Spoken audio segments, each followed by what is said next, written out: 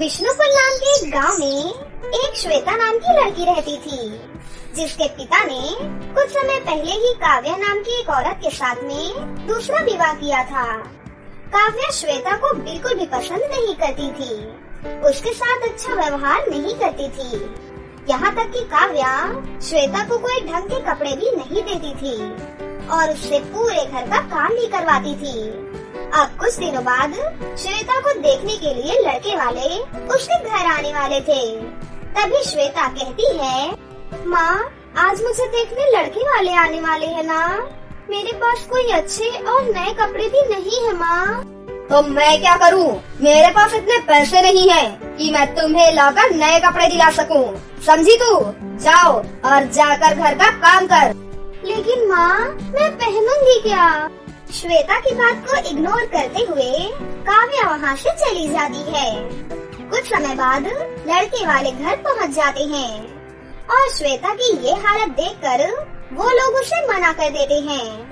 इन सब बातों से श्वेता बहुत ही ज्यादा परेशान हो जाती है और परेशान होकर श्वेता घर से बाहर चली जाती है और एक नदी के पास जा पहुँचती है। श्वेता देखती है कि नदी के किनारे एक मछली अपनी आखिरी सांसें ले रही होती है। श्वेता रोते रोते ये देख रही होती है और अपने आप से ही बोलती है कि मेरे होते हुए ये मछली नहीं मर सकती, मैं इस मछली को उठाकर नदी में छोड़ देती हूँ। फिर श्वेता उस मछली को उठाकर नदी में छोड़ देती है और उस मछली की सांसें चलने लगती हैं। फिर मछली श्वेता से बोलती है, अरे तुमने मेरी जान बचा ली, तुम्हारा बहुत बहुत शुक्रिया। मैं एक जादुई मछली हूँ, क्योंकि तुमने मेरी जान बचाई इसलिए मैं तुम्हें एक तोहफा देना चाहती हूँ। तभी मछली वहाँ पर एक बड़ा सा संदूक प्रकट कर देती है। अरे सुनो, तुम्हें इस संदूक में एक लहंगा मिलेगा। वो कोई मामूली लहंगा नहीं बल्कि एक जादुई लहंगा है। तुम उस लहंगे से कोई भी उपहार मांग सकती हो। अच्छा ठीक है, अब मैं चलती हूँ। इतना बोलकर वो जादुई मछली पानी में चली जाती है। तभी श्वेता उस संदूक को खोलने लगती है और संदूक खोलते ही उसमें से एक सुंदर सा लहंगा हवा में उड़ने लगता है। तभी लहंगा श्वेता से बात करने लगता है। तुम मुझसे अपनी कोई भी 3 इच्छा मांग सकती हो, बताओ तुम्हारी क्या इच्छा है? श्वेता ये सब देखकर बहुत ही ज्यादा हैरान होती है। फिर श्वेता अपनी पहली इच्छा उस लहंगे से बोलती है, मुझे एक सुंदर और बड़ा सा घर चाहिए और मेरी दूसरी इच्छा है, मुझे आपसे बहुत सारा पैसा और धन दौलत चाहिए ताकि मैं अपने जैसे गरीब और बेसहारा लोगों की मदद कर सकूं। और मैं अपनी तीसरी इच्छा वक्त आने पर आपसे कहूंगी, क्योंकि अभी मेरे पास आपसे मांगने के लिए कुछ भी नहीं है। मैं वक्त आने पर आपसे अपनी तीसरी इच्छा मांग लूंगी। श्वेता के इतना बोलते ही लहंगा वहाँ पर एक सुंदर सा घर और बहुत सारे धन दौलत और पैसे प्रकट कर देता है। श्वेता उस घर में खुशी खुशी रहने लगती है और वो उन पैसों से गरीबों और बेसहारा लोगों की रोज मदद भी करती थी। यहाँ काव्या ये सब देखकर बहुत टेंशन में रहती है और वो सोचती है, पूरे 2 दिन बीत गए हैं, लगता है श्वेता को अब मेरी जरूरत ही नहीं है। अब तो मुझे ही देखना पड़ेगा कि इसके पास इतना धन दौलत और इतना बड़ा घर कहाँ से आया। काव्या अपने घर से निकलकर श्वेता के घर की तरफ चलती है तो वो देखती है कि श्वेता के घर के बाहर कुछ लाइन लगी होती है और श्वेता उन सभी को पैसे बांट रही होती है। ये सब देखकर काव्या खुद से ही कहती है, अरे ये क्या? श्वेता अगर अपनी सारी धन दौलत इन गरीबों में बांट देगी तो इसकी तो सारी धन दौलत खत्म हो जाएगी। इतना सोचने के बाद काव्या सोच लेती है कि आज रात को ही वो जाकर उसका सारा धन चुरा लेगी। फिर देखती हूँ कि श्वेता अपना सारा धन गरीबों पर कैसे लुटाती है। आज रात ही इसके घर की सफाई करती हूँ। काव्या रात को श्वेता के घर चुपके से जाती है और देखती है कि श्वेता को खूब सारा धन और सोने के सिक्के एक जादुई लहंगा प्रकट करके दे रहा था अच्छा, तो यहाँ से इसके पास इतना धन दौलत आ रहा है क्योंकि ये लहंगा जादुई है। मैं एक काम करती हूँ, इसका लहंगा ही चुरा लेती हूँ, फिर इसके पास धन कहाँ से आएगा और गरीबों की कैसे मदद करेगी मैं भी देखती हूँ। फिर तो मैं भी श्वेता से और भी ज्यादा अमीर हो जाऊंगी और श्वेता के घर से भी बड़े घर में रहूंगी। तभी काव्या श्वेता के सोने का इंतजार करती है। श्वेता के सोते ही वो जादुई लहंगा चुराकर अपने घर ले जाती है। घर ले जाकर जैसे ही वो लहंगे को बाहर निकालती है, लहंगा उसके सामने एक सुंदर से आकार में खड़ा हो जाता है। तभी काव्या कहती है, सुनो जादुई लहंगे, मुझे भी एक सुंदर और बड़ा सा घर चाहिए और श्वेता से भी ज्यादा धन दौलत चाहिए। मुझे जल्दी से दो जादुई लहंगे। काव्या के इतना बोलते ही लहंगा एक खतरनाक चुड़ैल के रूप में बदल जाता है और काव्या को एक बिल्ली बना देता है। अगली सुबह होते ही श्वेता काव्या के घर पहुंचती है और वो अपनी माँ को एक बिल्ली के रूप में पाकर बहुत ही ज्यादा परेशान होती है। फिर श्वेता अपने दोनों हाथ जोड़कर उस चुड़ैल से अपनी माँ को उनके असली रूप में वापस लाने के लिए कहती है। अरे नहीं नहीं श्वेता, तुम्हारी माँ को तुम्हारे साथ बुरा करने की सजा मिली है। पर मैं आपसे कह रही हूँ ना, आप मेरी माँ को वापस उनके असली रूप में ला दीजिए प्लीज। नहीं, मैं ऐसा कभी नहीं करूँगी। अरे आप शायद भूल रही हैं, मेरी एक इच्छा आपसे मांगनी अभी बाकी रह गई है। उस दिन मैंने आपसे कहा था ना, अपनी एक इच्छा समय आने पर मांगूंगी, तो वो समय आ गया है। मेरी आपसे आखिरी और तीसरी इच्छा यही है कि आप मेरी माँ को उनके असली रूप में वापस ला दीजिए प्लीज। ठीक है श्वेता, अगर तुम कह रही हो तो मैं तुम्हारी माँ को उनके असली रूप में वापस ला देती हूँ। फिर वो चुड़ैल अपने असली रूप लहंगे के रूप में आ जाती है और श्वेता की माँ काव्या को भी उनके असली रूप में वापस ला देती है। और फिर वो लहंगा कहता है, देखा, जिस बेटी को तूने अपनी नहीं बल्कि सौतेली समझा, उसके साथ गलत व्यवहार किया, उसी बेटी की वजह से आज तेरी जान बच गई। मैं आगे से ऐसा फिर कभी नहीं करूँगी। मेरी बेटी, मुझे माफ कर दे मेरी जान।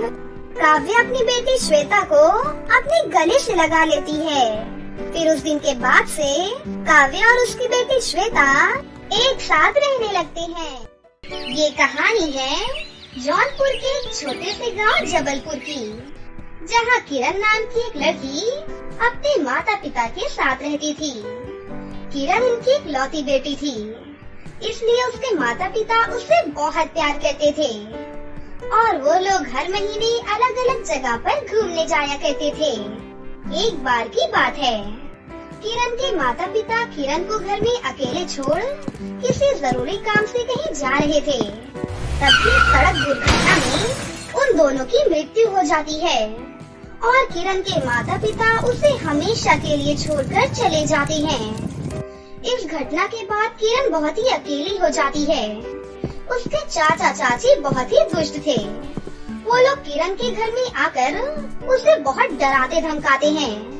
फिर किरण को धक्के मारकर घर से बाहर निकाल देते हैं और उसकी सारी जमीन जायदाद को हड़प लेते हैं।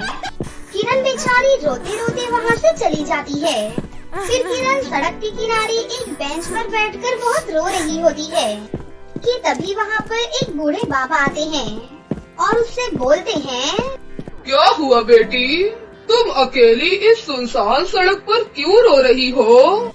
उसके बाद किरण उन बाबा को अपनी सारी बात बताती है। रो नहीं तो और क्या करूं? मेरा कोई नहीं है इस दुनिया में, मैं बिल्कुल अनाथ हो गई हूँ। ऐसा नहीं कहते बेटी, तुम मेरी बेटी जैसी ही हो। मेरे साथ मेरे घर चलो बेटा। और फिर किरण उन बूढ़े बाबा के साथ उनके घर पर आ जाती है। उन बूढ़े बाबा की खुद की भी एक बेटी होती है, श्रुति। श्रुति किरण को देखकर बहुत ही ज्यादा खुश हो जाती है। अरे पिताजी, क्या ये भी आज से हमारे साथ रहेंगी? हाँ श्रुति बेटी, आज से ये तुम्हारी बहन है। तुम दोनों हमेशा मिलजुल कर रहना बेटा। हेलो किरण, आओ मैं तुम्हें अपना घर दिखाती हूँ। और फिर कुछ ही देर में वो दोनों एक दूसरे से घुल मिल जाती हैं। वो बूढ़े बाबा दूसरों के खेतों में काम करके जो कुछ कमाते थे, उसी से उनके घर का गुजारा चलता था। एक बार की बात है, उसी गांव में मुखिया की बेटी मयूरी की बहुत ही धूमधाम से शादी होने वाली थी। शादी की तैयारियां बहुत ही जोरों शोरों से हो रही थीं। शादी में गांव के सभी लोगों को बुलाया गया था। मयूरी की शादी में सारी लड़कियों को लहंगे ही पहन कर आना है।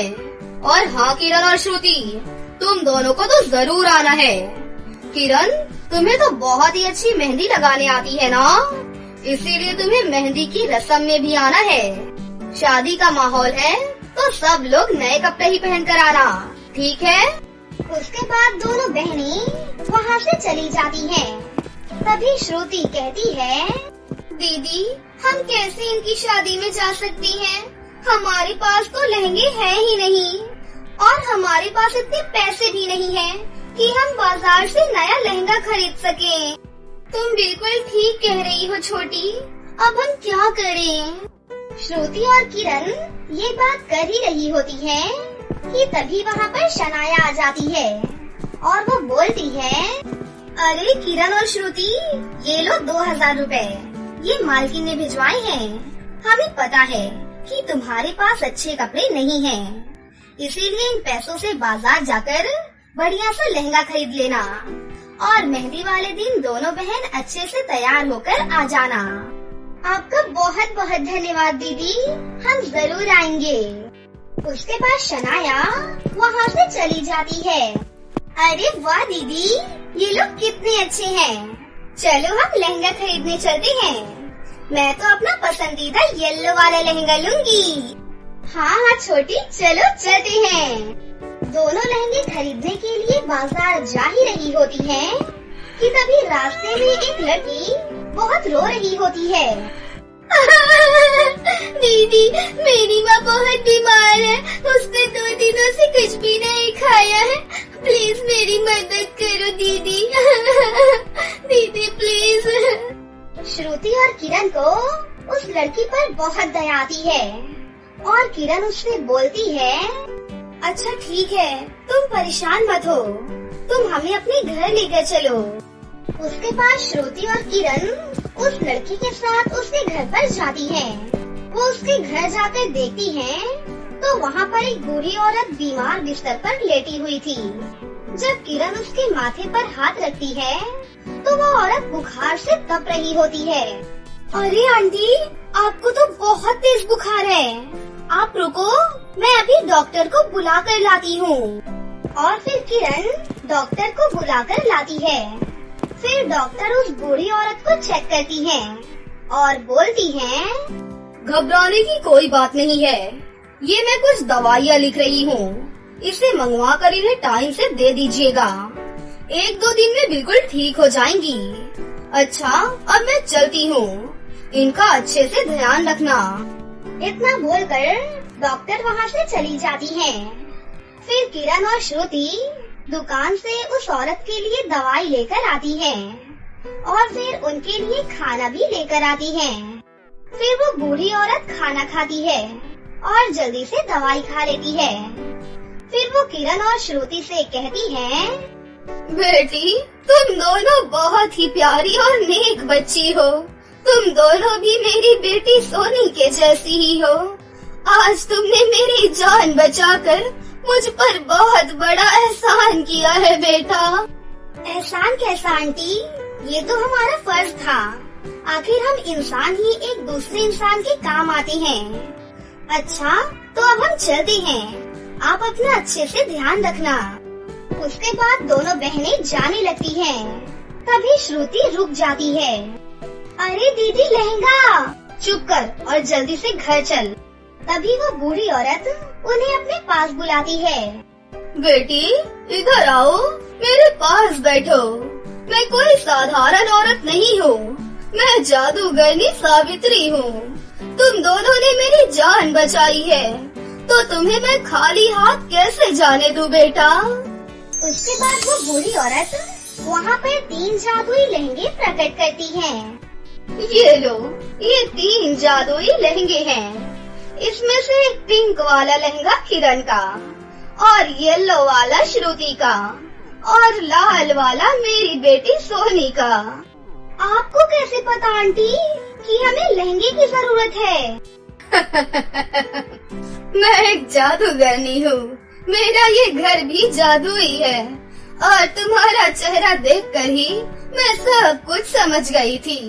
अच्छा सुनो, मेरा अंतिम समय नजदीक आ चुका है।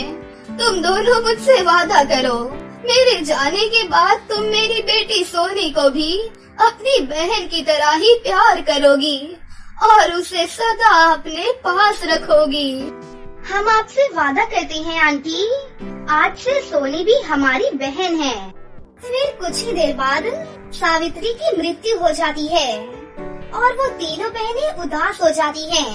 फिर तीनों बहन उन जादुई लहंगों को लेकर अपने घर वापस आ जाती हैं। वो तीनों जैसे ही उन लहंगों को पहनती हैं, तो वो पहले से भी बहुत ज्यादा खूबसूरत लड़कियों में बदल जाती हैं। लहंगे पहनते ही उनका टूटा फूटा मकान एक बहुत ही बड़े घर में बदल जाता है और उनके घर में तरह तरह के furniture, TV, fridge, AC, mobile, सारी जरूरत की चीजें खुद ब खुद आ जाती हैं। तभी वो बूढ़े बाबा भी घर पर आ जाती हैं और फिर किरण उन्हें उन जादुई लहंगों और सोने के बारे में भी बताती है। देखिए पिताजी, ये सब इन जादुई लहंगों की वजह से हो रहा है। अब हम बहुत अमीर हो गए हैं पिताजी। हाँ बेटा, ये सब तुम लोगों के अच्छे कर्मों का ही फल है। और फिर वो तीनों बहनें मयूरी की शादी में जाती हैं और वहाँ पर खूब मौज मस्ती करती हैं।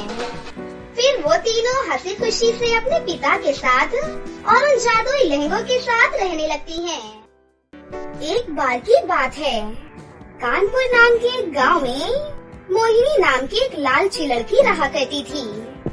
वो हमेशा चोर बाजार से पुराने लहंगे खरीद कर लाया करती थी और वो उन्हें धोकर उनमें एक केमिकल मिलाकर उन्हें बिल्कुल नए जैसा बना देती थी और फिर उन्हें बाजार में जाकर बेच देती थी। इस तरह मोहिनी लोगों को बेवकूफ बनाकर बहुत सारे पैसे कमा रही थी। फिर एक दिन मोहिनी बाजार में लहंगे बेच रही थी कि तभी उसे सपना नाम की एक परी दिखाई देती है और वो सोचती है, अरे वाह, लगता है ये परी यहाँ शॉपिंग करने आई है। चलो आज इसे बेवकूफ बनाकर मैं अच्छे पैसे कमा सकती हूँ। तभी मोहिनी सपना परी को आवाज देकर अपने पास बुला लेती है। देखिए परी जी, मेरे पास कितने सुंदर सुंदर लहंगे हैं, एक से बढ़कर एक।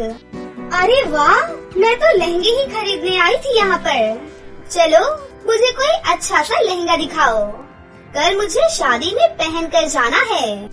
फिर मोहिनी सपना परी को ढेर सारे लहंगे दिखाने लगती है और उसमें से सपना परी एक लहंगा पसंद कर लेती है और मोहिनी से कहती है, अच्छा ये बताओ, ये वाला लहंगा कितने का है?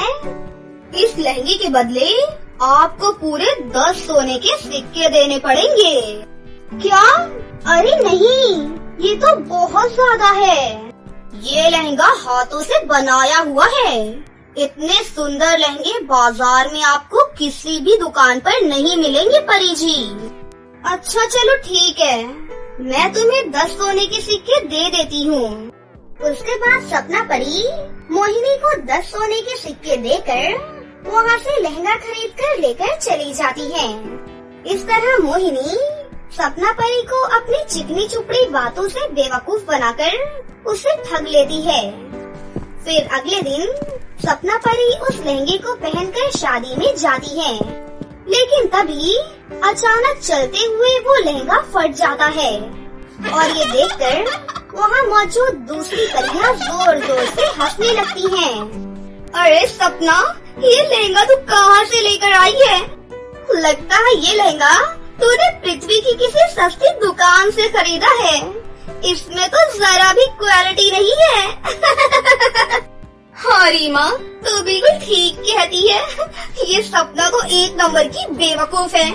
जरूर किसी दुकान वाले ने इसकी शक्ल देखकर इसे बेवकूफ बना दिया होगा। इस तरह अपनी बेइज्जती होते देखकर सपना परी को बहुत बुरा लगता है और उसे मोहिनी के ऊपर बहुत गुस्सा आता है। मैं उस दुकान वाली को नहीं छोड़ूंगी। उससे सबक सिखाने के बाद ही मुझे चैन मिलेगा। फिर अगले दिन सपना परी मोहिनी की दुकान के पास पहुंच जाती है और शाम को जैसे ही मोहिनी दुकान बंद करके अपने घर जाती है कि तभी सपना परी उसका पीछा करते हुए उसके घर तक पहुंच जाती है। तभी वो देखती है कि मोहिनी ढेर सारे पुराने लहंगे इकट्ठे करके उन्हें धोने के लिए ला रही है। अब मैं अपने खास केमिकल से इन सभी लहंगों को दोबारा बिल्कुल नए जैसा चमका दूंगी, जिस वजह से मेरे लहंगे 4-5 दिन तक बिल्कुल नए जैसे रहते हैं, जिस वजह से लड़कियां आसानी से बेवकूफ बनकर इन्हें खरीद लेती हैं। अच्छा, तो ये बात है बेटा। ये तो बहुत ही बड़ी लालची और धोखेबाज निकली। इसकी अकल तो ठिकाने लगानी ही पड़ेगी। फिर सपना परी अपनी जादुई छड़ी की शक्ति से वहाँ एक जादुई पाउडर प्रकट कर देती है। तभी मोहिनी किसी काम से दूसरे कमरे में चली जाती है। ये मौका देखकर सपना परी फौरन अपने जादुई पाउडर को बाल्टी में रखे कपड़ों में मिलाकर वहाँ से चुपचाप चली जाती है। उसके बाद मोहिनी अपने सारे लहंगों को धोकर बिल्कुल नए जैसा चमका देती है। अगले दिन उन सभी लहंगों को लेकर मोहिनी बाजार में बेचने के लिए पहुँच जाती है और थोड़ी ही देर में मोहिनी के पास लहंगे खरीदने के लिए बहुत सारी लड़कियाँ आ जाती हैं। लेकिन तभी अचानक सभी लहंगों का रंग फीका पड़ जाता है और एक एक करके वो सभी लहंगे काले पड़ जाते हैं। अरे, इसके लहंगे तो एकदम रद्दी हैं। ऐसे घटिया लहंगे हमें नहीं खरीदने।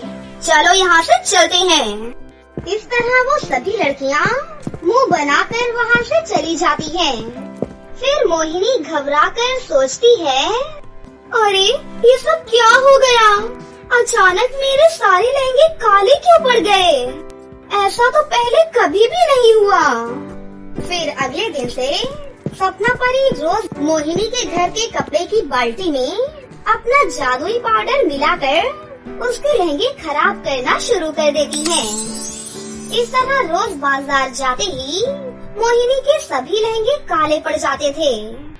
इस तरह धीरे धीरे मोहिनी का व्यापार पूरी तरह से ठप पड़ जाता है और वो बिल्कुल कंगाल हो जाती है। ये सब मेरे साथ क्या हो रहा है? अचानक मेरे सारे लहंगे क्यों खराब हो रहे हैं? इतने दिनों से मैंने एक भी रुपए का व्यापार नहीं किया है। अब मैं क्या खाऊंगी, क्या पीऊंगी? मेरे पास बिल्कुल भी पैसे नहीं हैं। इस तरह मोहिनी दुखी होकर रोने लग जाती है। तभी वहाँ पर सपना परी आ जाती है।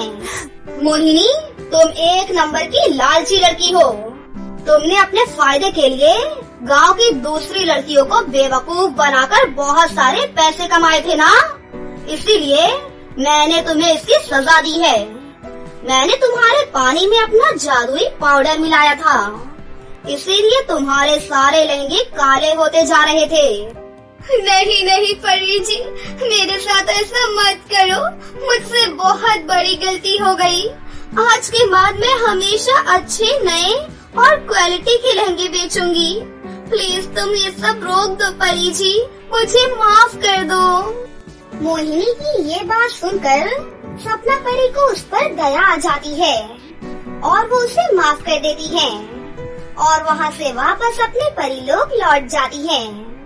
फिर अगले दिन से मोहिनी पूरी तरह से सुधर जाती है और ईमानदारी से अच्छे और सुंदर लहंगे बेचने शुरू कर देती है और हंसी खुशी से अपनी जिंदगी जीने लगती है।